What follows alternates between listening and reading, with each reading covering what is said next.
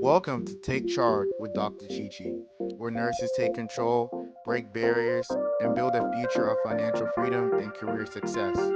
Whether you're burned out, ready to level up, or looking for the blueprint to thrive, you're in the right place. It's time to lead, grow, and win because your future starts now. Here's your host, Dr. Chichi.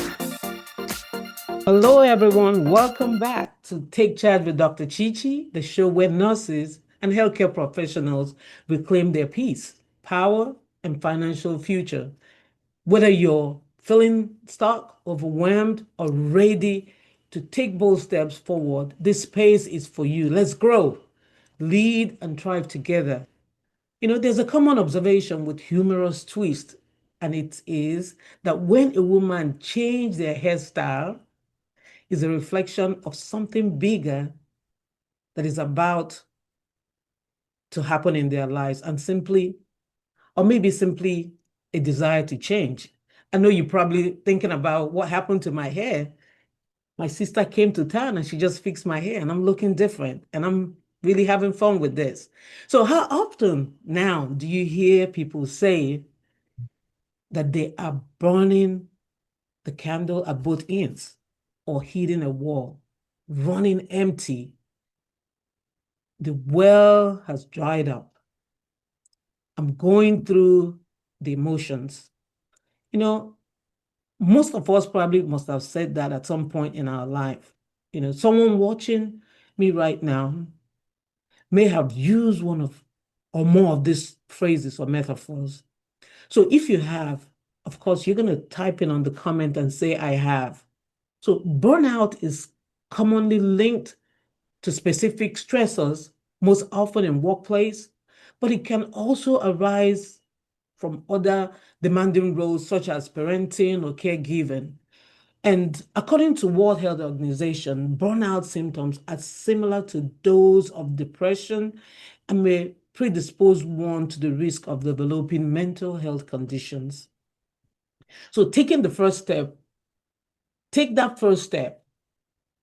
And taking that first step is very, very important. So reach out for support and start making positive changes today to prevent or recover from burnout. So it's time to create awareness about burnout and have nurses or healthcare professionals take charge of their lives. Of course, I always say this is a crusade of no nurse or healthcare professional left behind. So let's join together and go on that crusade and be part of it.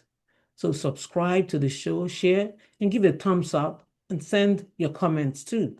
So on today's episode titled Breakdown to Breakthrough, an honest talk on burnout, boundaries, and self-compassion with Marianne Adewakun, we're going to talk about, we're going to explore her journey, her personal journey through burnout and recovery. And she's going to highlight the intersection of mental health, leadership, and faith. And she's going to share tools for navigating emotional exhaustion and workplace burnout.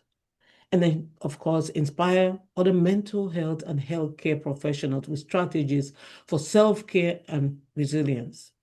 So I'm going to introduce our guest today, and her name is Marianne Adewakun. She's a licensed and credentialed mental health and substance abuse counselor with over 18 years of expertise in behavioral health and human services. She's the founder and the clinical director of Mended Minds, a behavioral health agency providing counseling services to individuals and families. She's also a professional counselor, supervisor, certified grief specialist, certified anger management specialist too, and holds multiple mental health credentials. She's also a guidance counselor. And I told her, and I called her and said, "Can you come to the show so we can, create this awareness together?" And she said, "Chichi, I'm coming." And she's here. So let's give a hand of applause to Miss Marianne. Thank you so much, Marianne, for coming to the show. Okay. Thank you for having me. Yes, I'm so happy to see you here. And we're gonna, really dive deep into this conversation of burnout. So, can you briefly introduce yourself and your current role in behavioral health? Sure. Once again, thank you for having me, Chichi. This is Yes. a great honor. This is a topic that is always very um, the passion of mine to really talk about mental health and substance abuse. So I'm really excited to be here.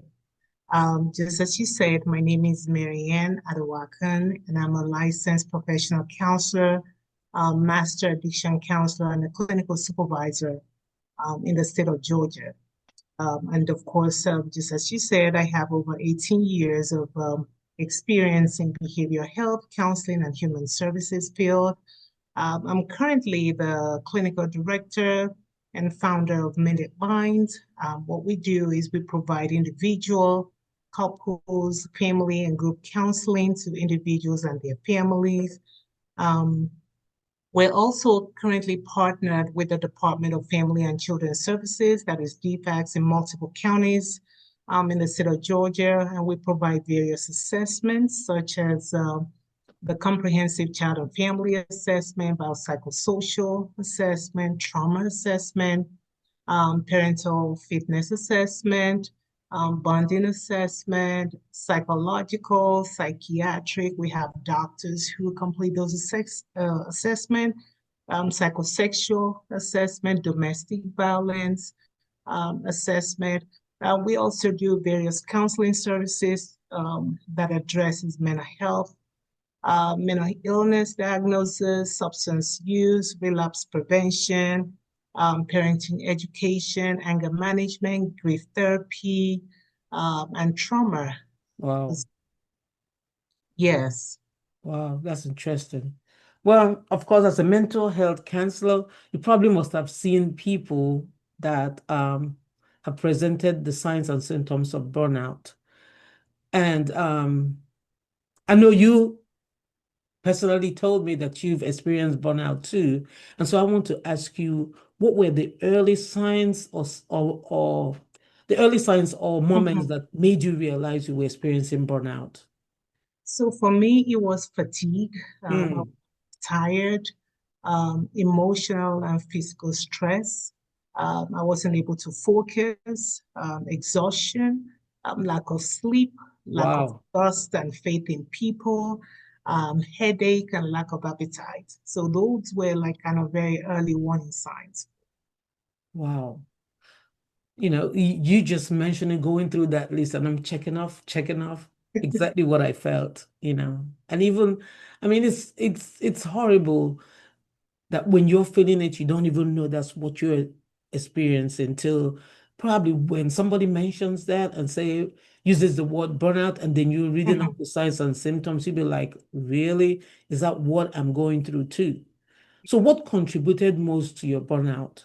Was it work-related stress, mhm. client load, emotional fatigue, or something else? What Well, actually contributed to most of your burnout? Well, for me, believe it or not, I was able to manage my work stress effectively. However, years of being in a toxic and abusive relationship, Mm, yeah. traumatic situation, stress that comes from being a single parent, Mm. loss of my mother, just negative people, some families, some friends, and strangers. I mean, it's a variety of so many things that contributed to that. It's really But really, interesting. Go I'm ahead. sorry, but really, it wasn't really. I was funny enough. I was able to manage work effectively. I had very early in my career, I had a very good clinical supervisor who was certified by the state, and I was under her umbrella for about 4 years. And she really taught me on how to actually manage my work effectively, and that has stayed with me. So that was not really the burnout for me. It was actually other things that contributed to my burnout at the time. You saying that, and I was just smiling. And what popped in my head is mentorship. It's always good to have a good mentor, you Mhm. know. And then also, as healthcare professionals, people think that we don't ever feel stressed out, or we don't ever feel um, like we never, we're always supposed to be strong, Mm, forgetting that even for a nurse that is taking care of a patient and that patient dies, psychologically affects the nurse. And even as a healthcare counselor that is counseling someone, might might have this emotional attachment to the patient and come home and still thinking about the patient and ways that you can help the patient. So how did burnout impact your work, leadership, or personal life? So for me, when I started experiencing those symptoms, I started second guessing myself Wow. in everything that I did. I was not sure of myself Mm, if I was doing the right thing. I was withdrawn, just wanted to like kind of internalize everything. I had emotional detachment to so many things. And of course, the physical symptoms such as the headache, the mm, insomnia, lack of sleep. I was not sleeping well, lack of appetite. I didn't trust people. I was very wary of people, very cautious, very careful. But the most thing that I recall was I was always second guessing myself based on someone else's feelings or what they said, rather than just owning through to myself. So that impacted my personal life, to be honest with you. For some reason, I was able to detach that kind of emotions when I got to work and mm. focus on my work. It didn't affect that, but it did actually it affected my personal life at the time. Wow. I mean, it takes a strong person to compartmentalize whatever you're feeling. Leave this at home, and then you go to work, and then you're the different person. But it's still you, though. Yeah, like I said earlier on in my career, because when I started this so many years ago, and when I get home after counseling people, I would take all that emotions or Mm, everything, I'll take it home and I'll mm, feel so sorry for them. I'll feel so sad. I won't be able to do what I needed to do. And I remember my supervisor telling me that you have to learn to put things on the table. You can't take it with you.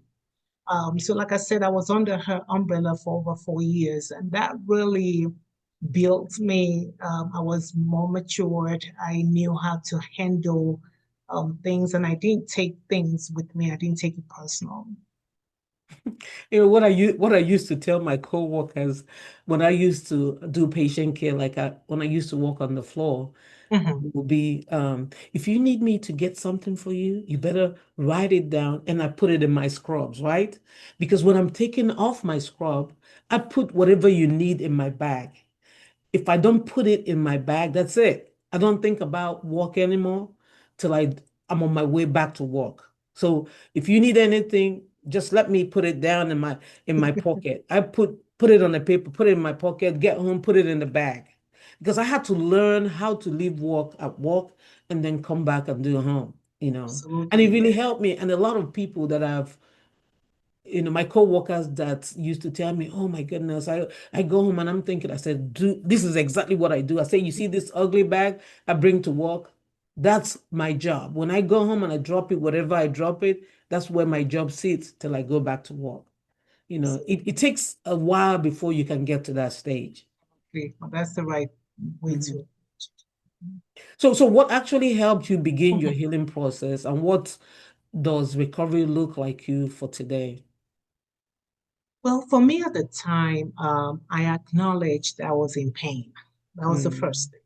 Had to be true to myself. I had to be Acceptance. honest with Mm. myself that, okay, you are in a bad emotional pain and turmoil at this time, and is affecting certain areas of your life, especially the personal life. And so I enrolled myself in counseling and Mm.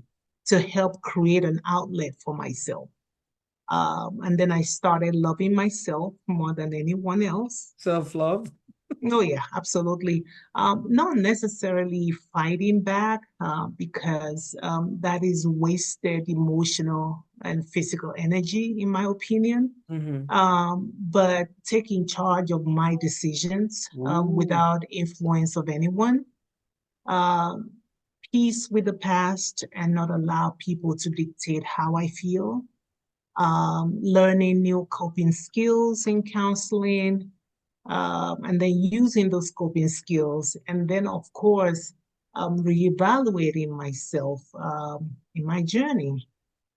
Recovery is an ongoing process. Process. Whatever Yeah. recovery it is, it could be an addiction to something or to someone or situation, or you're just like kind of, finding yourself, regaining your strength. Um, it's an ongoing process, and it's a journey of life that is filled with various ups and downs, Mm-hmm. emotions you know. However, the most important thing is you learning coping skills when those emotions show up. You know how to cope with it, what to do, what not to do. You tap into your strength. You be positive about it. And if you need to seek additional help, you do so. So for me, that was the main thing. And it was the best decision that I ever made at the time. Wow. What did I learn from these comments you just made? Don't ever be shy to get help. Oh, absolutely As a not. counselor, as a professional that takes care of people, at some point you have to recognize that you need help. And that's why the name of this show is Take Charge, so that Because, people can be empowered. Yeah, empowered to mhm, go take care of themselves. Go yeah, ahead. Mhm. even our code of ethics tells us that you can only take care of somebody when you're okay. Our code of ethics does not allow us to do counseling with anyone when we're struggling with ourselves. So Mhm. it is something that is very, very crucial. I know that some of my friends make fun of me and they say counselors seeking counseling. I know. And, and I'm not really ashamed or afraid or embarrassed to say Yep. it because I was drowning in emotional pain and I Mhm. needed to seek help, and I That's right. did. And I think the most, what I would say is just to trust that it actually works. Because, some of us from a different country or region, some people don't believe in it. And then I was a little skeptical. Would the counselor understand? Would they know? Would they be able to help? I had a lot of questions, but the pain I was experiencing was so enormous that I neglected all those um, questions in me. And I said, you know what, you have to go seek help. And that was what Mm. I That is so, so great that you knew. I did. think Hmm. one thing is accepting. Acceptance help us a lot. Yes, When you accept you're going through something and you seek yes. help, that's when you heal. So, Absolutely. so did financial or professional obligations make it harder to step back during the burnout? For me, neither was a problem, thank God. Because, like I said, I was determined to heal myself. Mm-hmm. So the time that I took out, I had my savings, I had my plan. So financial was not a problem at That's all. good. Mm-hmm. And then professional obligation, I just took time off. I needed to take time off for myself, and that was what I did. And that was not a problem either. So both were for me, the problem, like I said, was greater than whatever else it is. And I decided that, okay, Marianne, you have to heal yourself, because when you do so, then you will be able to have a fulfilled life. That's right.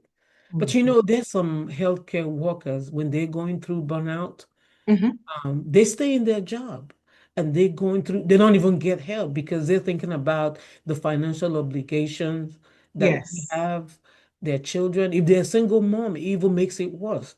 And they have to pay mortgage, pay car note, and do all that, pay student loan. And then you find them going back to the same work environment that is toxic if it's from work, right? Yes. And I know probably as a counselor, you've seen people like that. And I'm wondering, why do financial obligations make people stay in a job or environment where they are experiencing burnout, why their mental health is deteriorating? So why Well, is it like that? Well, this is what I would say. And I've seen that, and you're very, very right. I see it every day. As a matter of fact, I still had a session with someone about that earlier this morning.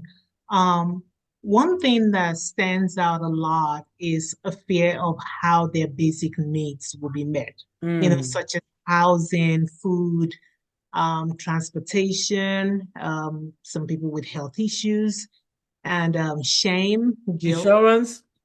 insurance, absolutely, yeah. Mhm. Insurance, shame, guilt, what would people say? Lack of support, financial issues, and then doubting their ability to find something or someone better. And just not knowing what to do or how to achieve their goals. So and these are just few amongst many that make people just don't want to take that huge step. Um, and I can understand because it's something you really have to think about. It's Mhm. something you have to plan. But what I always say is that you cannot be afraid Yes. because fear will shoot everything down that you will Oh not my even take a goodness. step at all. But if you focus and you have good understanding of the journey and the step that you're about to take, I think that will really help you to plan. And of course, surrounding yourself with supportive people and then seeking help where you know that you need it, not to be ashamed to do so. In other words, have a mindset shift. Oh, absolutely. You have to. Yeah, that's how I'm gonna summarize your You answer. you have Mindset shift. you have to. Don't let fear paralyze you. No, because once that takes over, that's it. You That's it. can't win. You You stop. can't strategize everything. And then the mind is a very powerful Yeah. thing that we all have. Like I say, everything starts from the mind, and that is where it starts. Before you act out anything, um, you must have thought about it or meditated or uh, uh, said something about it, and then of course you start acting it out. So whatever you put in your mind, if all the things that you have in your mind are positive, it will be positive. I mean, your actions and what you do will gear towards positivity. But Mhm. if they're negative, that's what's going to be too. So, um, fear, don't, you cannot be afraid. The most important thing is understanding and knowing what you need, seeking help, and just planning and taking that bold step. Once you take that first step, all the other steps becomes easier. And that's In other just words, take charge. absolutely. Yeah. Yes. So how does your agency Mended Minds incorporate compassion, trauma-informed care, and healing in today's mental health climate? So our staff are trained to listen without judgment and to Mm, respond with understanding. that's right. Uh, we provide person-centered care. Some people also call it client-centered. Our approach is trauma-informed care with emphasis on self. We believe Mm, strongly on self, safety, empowerment, and transparency. Trust, of course. mhm, And all our clinicians, they all have a minimum of a master's degree mhm, to partially licensed and fully licensed clinicians in the state of Georgia mhm. with at least 5 years of experience working at the hospital, various agencies, and the community. That's right. So they're all trained and certified in mental health and substance abuse in various aspects. And don't forget, we have a state board, Georgia State Board. We have to Mhm. go according to how they want us to operate. So that is our guidelines. But like I said, they're all trained to be non-judgmental and very professional in their approach. Wow. So, Mhm. what role did faith, family, or community play in your restoration? You said you've had burnout before, you've had episode of burnout, you were able to take charge. So, how did faith, family, and community play in your process of healing? So for me, it was mainly my faith. My faith actually helped me in my journey of life by just redirecting me to people, things, and situations that are supportive of me. And I like to tell people, it's good to use your faith, but for me, I was able to say, okay, I need to use my faith to trust that counseling will work for me. Mm-hmm. I use my faith to find supportive people, supportive places, Positive people. situation and things. That's Absolutely. right. Yes. And of course, also going to say my children. I mean, Mm-hmm. they have been very understanding and very supportive as well, as they are the only ones who actually saw my pain and they watched and they saw me going through it. But then the good thing is they saw the recovery part of it too. So and they were very helpful and very supportive of me. So for me, it's not so much a family, it's more of my faith that played a major role in my Major restoration. role. Absolutely. Mhm. So you have professionals like healthcare professionals that will come for you, that will come to you for counseling. So how do you counsel other professional navigating through burnout, grief, or emotional exhaustion? How do you counsel them? I mean, we always schedule a time to do an assessment first, depending on what is going on with them. Like I said, we have various assessment and we have various assessment tools to justify our findings. And then we'll develop what is called a treatment plan. A treatment Mm. plan is just like a guide to just let the counselor and the clients and patient know what will be discussed, the journey, how long it's going to take, commitment from both sides. So I always tell professionals that, you have to take the dose of your own medication. You have to seek professional help. Right? You have to be honest about your feelings, like I always say, to thine own self be true. You can, if you're not honest with yourself, because I think that is where it starts from. Mm. If you're not honest with yourself, nothing is going to change. Nothing is going to happen. It's just going to be a cycle, continuous cycle for you. And then it gets worse because you get to a point of breaking if you keep going through burnout without you addressing it. Um, I also like to say trust the process and be committed to achieving a successful outcome. Whatever your counselor tells you to do in terms of homework, don't neglect it, or things that you need to practice and do, don't neglect it. Trust the process, believe that it's going to work, and you'll be amazed at how those things work. Yeah. So in other words, acceptance Mhm. starts the process of healing. Absolutely. If you Yeah. don't accept it, then No, how are you going to seek help? So you absolutely. have to accept it and go get help. Take charge of your life. So I know some healthcare professionals, some counselors or therapists, or even caregivers are going to Yeah. be watching this show. What advice would you give them, especially those ones that are silently struggling? Mm.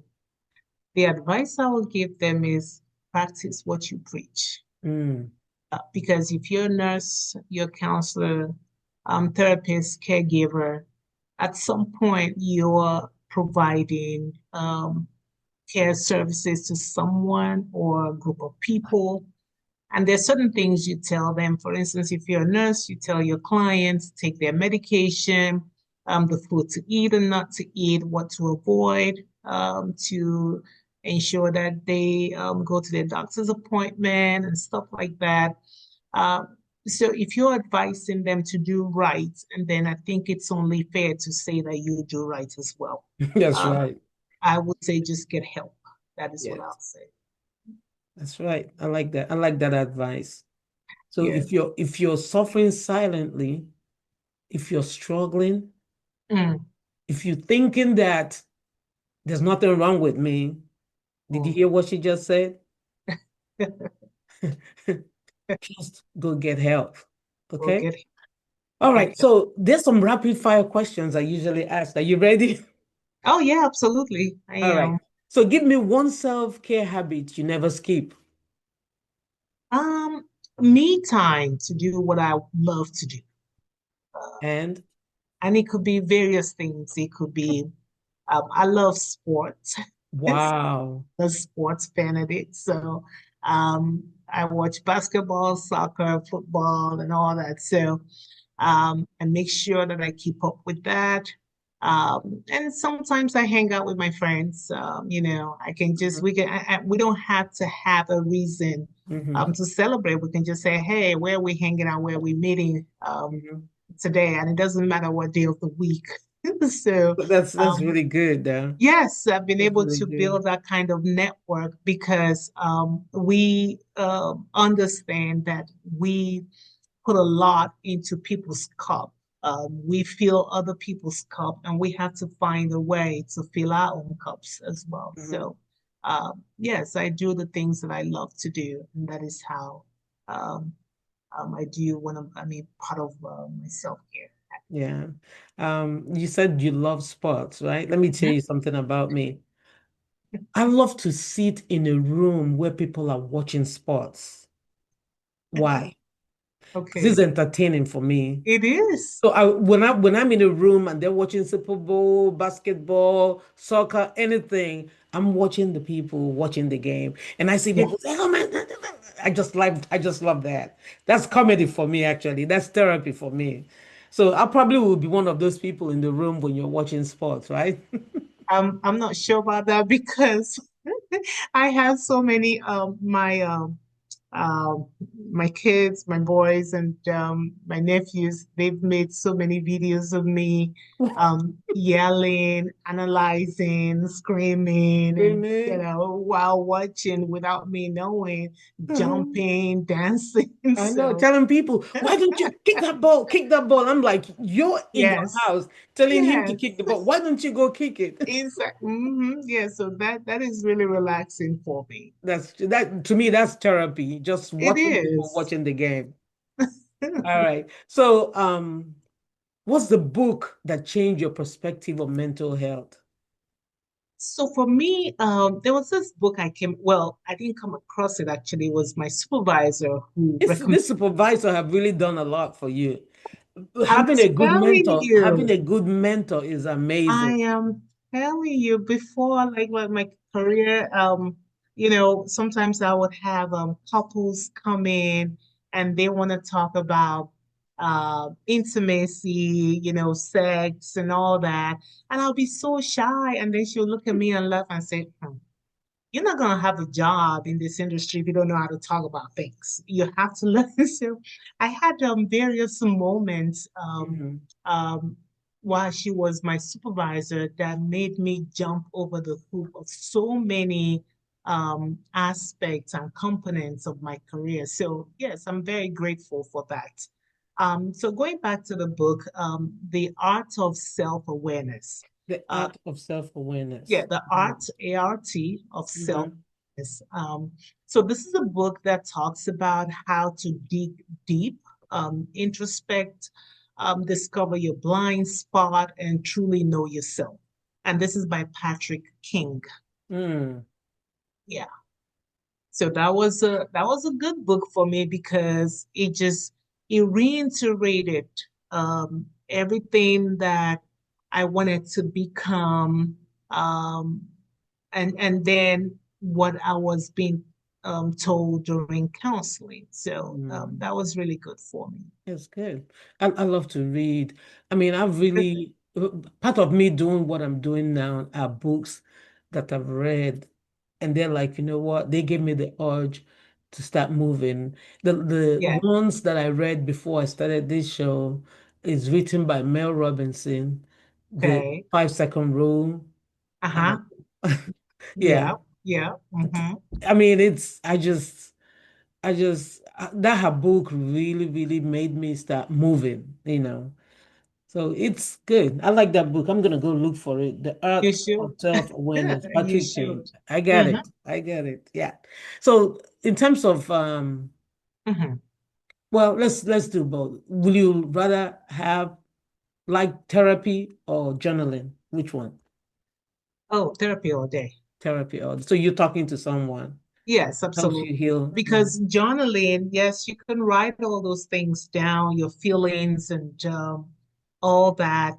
But if you still do not address it, you're just only putting them down. And I know that in therapy, we also ask patients to do journaling. The reason is just to bring them to self-awareness of what is going on with them, and then to come back here and discuss it with them and how to apply whatever it is that they wrote down, to what is going on with them. And then, the best approach to me of taking care of all these problems, like I said, therapy, because as an individual, when you're dealing with emotional stress, physical stress, mental illness, social and environmental stress, there's work stress, there's financial stress, there's career stress, you have health challenges, you have relationship issues, grief is there, you have domestic violence challenges, anger Mm, management, substance abuse, parenting challenges, lack of self identity, mm. various forms of abuse. And as human beings, at some point in your journey of life, you must have gone through one or multiple issues, and you may not know how to navigate and how to heal yourself. So that is why it's good to actually seek help with someone you trust, and you know that uh, you will get a very positive outcome. Yeah. One of someone told me that she used to journal a lot. She used to journal, but she said the moment that she stopped journaling Mhm. was when she started forgiving people. Because she Mm, said she used to write everything down and she never used to forgive. But when she stopped journaling, that's when she started forgiving people, mm. right? I mean, that I didn't I mean for her, I didn't know What that meant. what that meant. But she said when she stopped writing stuff down in Hmm. black and white, using black pen to write Hmm. it in a book, that's when she started forgiving people. Because then when they do stuff now, she's not writing it down. She's Down. speaking to So them about it and she's yeah. emptying out, reconciling and keep it moving, you know. And that is her own way, Yeah. we're very, I mean, human beings, we have various and different characteristics. I mean, the way I would feel or approach a situation is probably different from how you will. Yes. Maybe journaling was making her feel the pain as she was writing it down. Maybe it was she was remembering the hurt, but it was not a good thing. So when she stopped and she started forgiving people and talking about it, it gave her peace. That's what So she that said. is her, Hmm. yeah, it gave her peace. So that was her own way. And for someone else, journaling can actually be good because they're bringing it out and of them. They're not holding it in. They're pouring it out on a paper somewhere and Hmm. is leaving them. So I think it depends on how you go about it. And Hmm. that is why a counselor can help you to navigate which one works for you. That's But I'm right. happy for her that she was able to She said find well, her she found peace. that out and then she stopped writing stuff down. That's good. That's So very, yeah. So what's your favorite way to distress after a tough day? I know you said you hang out with your friends, you watch sports. Is there uh-huh. a Yeah. favorite way to distress after? Exercise. I do Exercise. exercise. I Oh do my my goodness. yoga, my Oh, stretches. Yeah. oh, I need to go. I need to, maybe you need to have me come to one of your sessions so I can learn how to do yoga. I've been Yes, trying to do yoga. One of my to do friends, yoga. yeah, she It's was on really the good. show, Dr. Verida Henderson. She'd teach me some Okay. yoga moves, and I don't know. I don't know if those muscles and everything will stretch very well. But I think I And need I to do, start doing that. yes, absolutely. And I do a lot of mindfulness as well. I teach people how to do that as well. So I When you just do incorporate mindfulness, them. what does it mean? Just being quiet. Oh, Um, it's various components to it. oh. Yeah. So, Well, but I yeah, probably those will are the come and things sign up with you so you can that be my therapist too. help. All right. So faith, mindset, or community, which one grounds you most? I'll One. say my faith. And let me explain a little bit about what I mean by that. Because I know I've been in a setting where people have issues, severe mental health issues, and they go Yeah. to church. And I'm a woman of faith. So I understand. See, it's good for us to understand the church has its place. Yeah. The mental health facilities, they have their own place too. Hmm. Now, you can use your faith to say, okay, identify, okay, this is a problem. And then you know that when you seek help and you find the help, you're going to be made whole. So you merge your faith with that help that you're seeking, you merge it together, and Mm-hmm. that really helps. That becomes your recovery journey. So it's good for us to, but my faith is, I would say, uh, the main thing that really helped Mm. in my recovery, my journey of life. That's good. All right. Coffee, tea, or deep breathing, which one? Oh, deep breathing every day, every day, all day. So you don't drink coffee or tea? No, I do not. Oh, wow. That's good. So what does taking charge mean to you in one word? Self, Self. Hmm. I like that. self. Yeah, Marianne, thank you so much for coming to the show. you are I welcome. actually know people are watching, and I know someone would love to talk to you. So how can you be reached? Well, I can be reached either through my cell phone. I normally don't really give that out, but I will. That's good. 404-790-6527, or you can call the office. The office number is 678-355-8117, and we will be more than happy to schedule a time with you. We provide in person and we also provide virtual.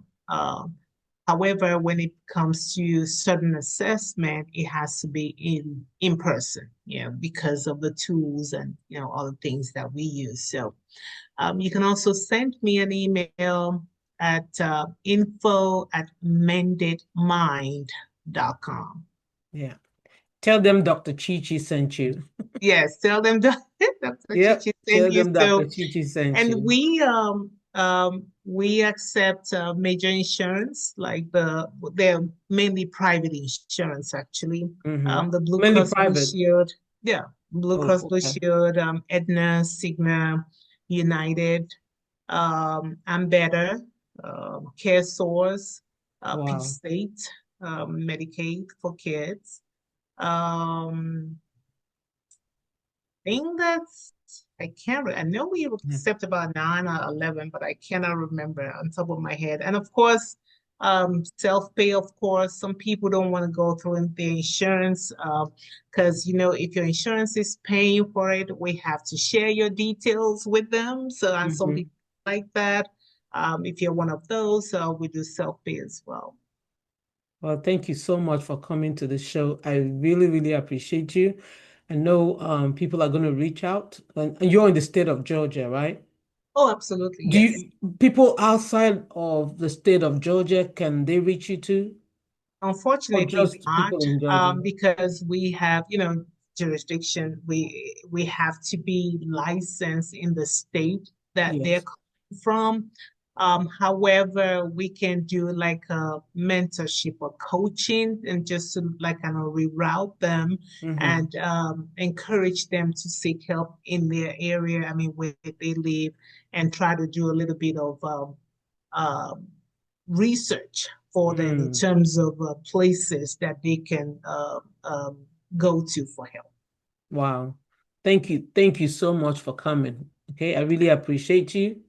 So the reflection prompt now is after listening to this show, any of you watching, after listening to this episode, have you ever experienced burnout in your role as a nurse, caregiver, leader, mental health professional, or healthcare professional? Have you ever experienced burnout? So, what small steps can you take today to prioritize your healing and well being? So, if something happens today and you're not able to work, how long can you sustain yourself? Okay, so you can write it down, you can commit to it, and then take charge. Take charge. So if you have any questions, financial questions, or any questions at all, you can email me at takechargewithdrchichi@gmail.com. Take charge with drchichi@gmail.com, and let's talk about it. So thank you so much, Marianne, for sharing your story, for You're the welcome. great tips and information. It inspired me. And if you're inspired by this episode, please like, comment, share, subscribe, and then take charge with Dr. Chichi for more stories that uplift, educate, and empower you. So your journey to healing starts with Yeah. one bold step. So if Marianne's story resonates with you, don't keep it to yourself. Share this episode with a colleague, family, friend, subscribe, leave a review, and follow us on YouTube. So thank you so much for tuning in today's episode. Tune in for another episode of Take Charge with Dr. Chichi. And remember, you are more than your job title. You deserve financial security, work-life balance, and a career that fuels you and not just drains you. Take care and keep advocating for yourself as much as you do for your patients. You are not alone. Let's rise, rebuild, and reclaim our power together. Thank you so much, and goodbye. Take Charge with Dr. Chichi is a brand of Sparkling Star Development Strategies LLC. The information provided is for educational purposes only and does not constitute financial, legal, or medical advice. Financial services are offered independently by Dr. Chichi in accordance with applicable licensing and regulatory standards. Thank you for watching.